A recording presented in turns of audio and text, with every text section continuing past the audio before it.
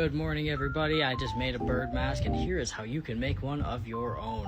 It is a bird of indeterminate species, but it still works. So here is how you make it. First, you're gonna need some supplies. You're gonna need some cardboard, a marker, pen, something to write with, some scissors, a hot glue gun, and some kind of elastic or string or yarn or something to hold the mask together. First, you're going to draw this shape. It's a classic shape that I use for all my masks. You're going to cut it out and curve it towards your face. Next, you're going to cut out a nice big old triangle. And if it's too long, you might want to trim it down because mine was too long, so I trimmed it down a bit and slightly curved the top. Once you slightly curve the top, trace it again right here and flip it and make one more piece. You're going to cut those bad boys out and curve them in towards each other. Now curve them in opposite directions so you have one for each side. So this one's curved left, the other one curved right, something like that. Now you're going to glue along the top edge of both of these pieces. This will create your beak, and it'll look something like this once it is glued.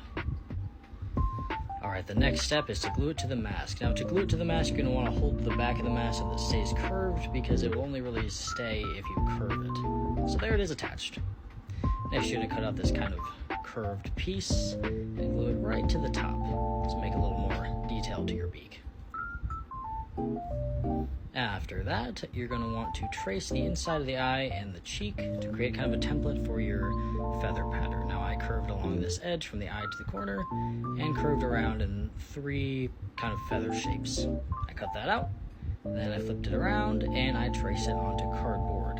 This will create the side on the other side. So now you got 2 of them, and you glue those in place, and you got some nice fluffy little feathers. There they are attached.